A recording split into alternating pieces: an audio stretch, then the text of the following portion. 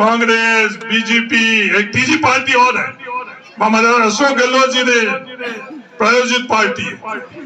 बड़ी ईमानदारी से मैं कह रहा हूं और बड़ी जिम्मेवारी से ये बात मैं कह रहा हूं, वो हमारे सम्माननीय माननीय मुख्यमंत्री अशोक गहलोत जी की प्रायोजित पार्टी है। कोई भी लेखा जोखा चाहे विरासत माता के मंदिर में जाकर कर ले, चाहे खेमे बाबा के मंदिर में जाकर कर ले, और कोई ईमानदारी से इसका लेखा जोखा करना चाहे तो कर ले। मैं तो वहां भी लोगों को बोला मैं कि तीसरी जगह डालकर उस खड्डे में डालकर क्या करना भैया। अशोक जी हमारी पार्टी की, उनकी मदद करनी तो सीधी हमारी मदद करो, कांग्रेस पार्टी की मदद करो। तीसरी जगह वहां पर वो विरोध और विवाद तीसरी जगह उस दिशा के ऊपर ही उत्पन्न होगा, वो सामंजस्य तीसरे माध्यम से उत्पन्न नहीं होगा। जो मैंने बात जहां से शुरू करी कि ये लोग परेशान क्यों होते हैं, ये चिंतित क्यों होते हैं, ये सक्रिय क्यों होते हैं, जब विरोध और विवाद नहीं होता हम लोगों के बीच में। और ये सफल क्यों होते हैं, सुकून की नींद कब आती है, जब हम लोग विरोध और विवाद के अंदर लगे रहते हैं। जैसे वो अर्जेंटीना के कप्तान को सुकून की नींद आई ना, कब लेकर वो आराम से सोया कि उसका यही सपने में यही था कि कभी एक दिन ऐसा आएगा वर्ल्ड कप का कप लेकर, तो उसकी नींद उस दिन बड़ी सुकून में। जब तक हम विरोध और विवाद में चलते रहेंगे तो उन लोगों को सुकून आता रहेगा, और जिस दिन विरोध और विवाद के अंदर अपन लोग नहीं, तब उनको सुकून नहीं आएगा।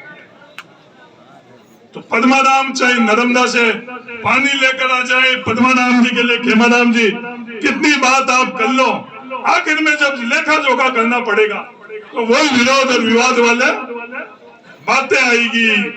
उस बातों के अंदर ये पद्माराम भी किच लीजिएगा। ये बड़ी ईमानदारी से मैं बात कर रहा हूँ, नहीं तो आप देख लेना जब साल भरी बाकी बचा है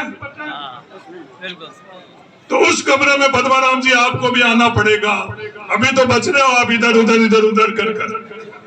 ये राजनीतिक सियासत के अंदर की भाई उस कमरे में आपका नंबर नहीं आई, बिना संघर्ष निकल जाऊंगा, उसमें भी आओगे और इसमें भी आओ, आना उसमें भी आपको पड़ेगा। वो आना इसलिए पड़ेगा क्योंकि हम लोगों का जो पैमाना है वो पैमाना ही कहीं ना कहीं हम लोग तय और कोई करता है, लागू हमारे माध्यम से होता है, हमें पता ही नहीं चलता कि हमारे माध्यम से लागू हो रहा है। ये भी बड़ी जिम्मेदारी से बात कर रहा हूँ। तय जयपुर दिल्ली में और कोई ताकतें करती है, लागू हम लोगों के माध्यम से करा देते हैं, हमें एहसास भी नहीं होता कि भी लागू हमारे माध्यम से हो रहा है। कोई ना कोई बात पकड़ा देते और बाद में भावना के हिसाब से हम लोग बात पकड़ लेते हैं कि नहीं साहब ये तो हमारी बात है, जो बात हमारे लिए कोई मायने नहीं रखती। अगर पूरी बातों का लेखा जोखा ले तो मेरे को वापस कल दिल्ली जाना। पद्माराम जी ने पहले खेम जी और इन्होंने बोला अर्जी राम जी के यहाँ आना ही था, पद्माराम जी ने पाबंद अलग से किया अलवर के अंदर कि आपको आना ही पड़ेगा। मैं कहा मैं आऊंगा तो कुछ सच्ची बात कर लूंगा, सच्ची बात कहना तो कड़वा लगेगा, क्योंकि मुझे ये समझ में आ गया क्या उससे अंतिम पड़ाव वही है। समय समय के अंदर वो रामदान जी ने भी देख लिया अंतिम पड़ाव, गंगाराम जी ने भी देख लिया, कर्नल सोनाराम जी ने देख लिया, हेमाराम जी उस पड़ाव के अंदर उस दौर में चल रहे हैं। तो हरीश चौधरी इतना कोई समझदार और ताकतवर नहीं है इस अंतिम पड़ाव से हरीश चौधरी बच सके। तो संघर्ष करते करते उस जगह पहुंचे या तो डर से और संघर्ष में नहीं पहुंचे, तय सिर्फ हरीश चौधरी को ये करना है, इनसे ज्यादा योग्य, इनसे ज्यादा समझदार मैं नहीं। तो मैंने ये तय किया कि वो संघर्ष करते करते उस जगह पहुंचना ठीक है, होना है वो तो होगा ही होगा। तो मेरे आगे एक दिन था, छोटा सा खेत है भाई, तू पहले तो बाड़मेर जैसलमेर पूरा था, तो अपनी खुद का खेत दाढ़ी तो बचानी पड़ती। अकबर ने बीरबल से पूछा कि तेरी दाढ़ी में आग लगे और मेरी दाढ़ी में आग लगे, बीरबल बोल क्या करेगा?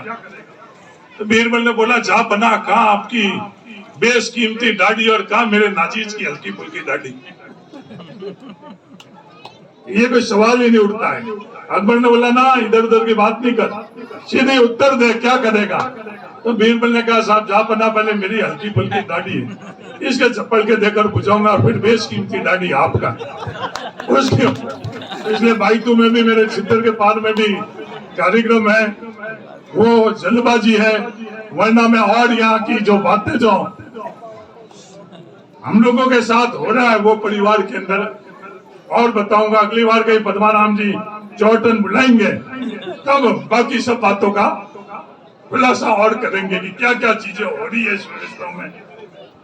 आप सब लोगों ने बुलाया उसके लिए तहे दिल से धन्यवाद। अंत में जागृत रहेंगे तो आगे बढ़ेंगे और जागृत नहीं रहेंगे तो सपने लेने छोड़ दो किसानों, सपने लेने छोड़ दो, ये घर की बात है। धन्यवाद। जय हिंद।